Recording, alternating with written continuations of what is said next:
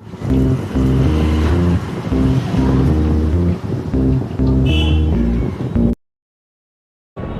தான் அச்சுறுத்துறீங்க.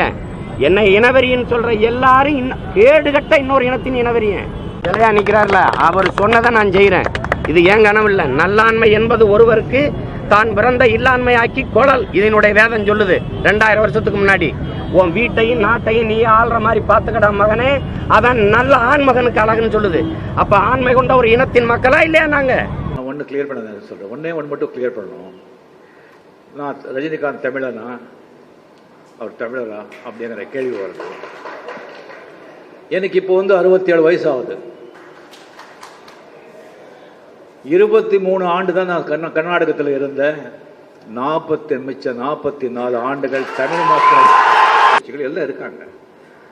But system கெட்டு போயிருக்கு. பாதி உடல சிங்கப்பூர் உலகத்தின் எல்லா இளைஞனுக்கு வேலை கொடுக்குது. இவ்வளவு பெரிய வளமும் நிலம் வச்சுட்டு இவ்வளவு பெரிய அளப்பரிய மனித ஆற்றல் வச்சு பிச்சை எடுத்துக்கிட்டு இருக்கேன். தலைகளை உலகத்தின் தலை சிறந்த நாடாக என் தாய் நாட்டை நான் மாற்றி காட்டுவேன். காட்டுனா இல்லையான்னு பாருங்க. இந்த அமைப்பையே தப்புங்கிறேன் நான். அதுதான் ஒரு சிஸ்டம்ங்கிறார். அது புதுசாக ஒன்றும் சொல்லலை, ரொம்ப நாளாக நாங்கள் சொல்லிட்டு இருக்கோம். ஸோ பழைய காலத்தில் எப்படின்னா ராஜாக்கள் கிட்டே சைன்ய பலம் படை பலம் இருக்கும், லட்சக்கணக்கில் இருக்காது. அவங்க ஒரு 10,000 5,000 எவ்வளோ மெயின்டைன் பண்ண முடியுமோ அவ்வளோதான் இருக்கும். ஆனால் போருன்னு வரும்போது எல்லா ஆண் மக்களும் சேர்ந்து போரிடுவாங்க. அது வரைக்கும் அந்த ஆண் மக்கள் எல்லாமே பிரஜைகள் எல்லாமே அவங்கவுங்க வேலையை அவங்கவுங்க கடமையை அவங்க செஞ்சுட்டே இருப்பாங்க. அப்போ எல்லாம் உழைச்சி டிசைன் பண்ணுறதுனால உடம்பு எல்லாம் அப்படி இருக்கும். வீர விளையாட்டுகளை வச்சதே அவங்களையும் வீரர்கள் யோதர்களை ஆக்கிறதுக்கு தான். ஜல்லிக்கட்டு, இந்த கம்பு சண்டை, இந்த கபடி, இந்த குஸ்தி எல்லாமே அவங்களும் பலமாக இருக்கணுங்கிறதுக்காக. ஸோ அவங்க கடமை செஞ்சுட்டே இருப்பாங்க.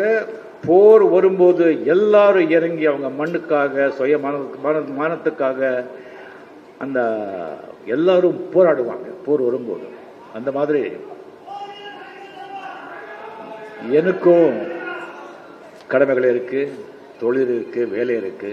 உங்களுக்கும் கடமை இருக்கு, தொழில் இருக்கு, வேலை இருக்கு. உங்க ஊருக்கு போங்க, உங்க கடமைகளை செய்யுங்க, உங்க தொழில் நீங்க பார்த்துக்கங்க. போர் வரும்போது பார்த்துப்போம். காவிரி கர்நாடகாவிலிருந்து தமிழ்நாட்டுக்கு தண்ணி வராது. ஆனால் கர்நாடகாவிலிருந்து தமிழ்நாட்டுக்கு தலைவர் வந்துருவார், முதல்வர் வந்துருவார். என்ன விளையாட்டு பண்றீங்களா எல்லாரும்?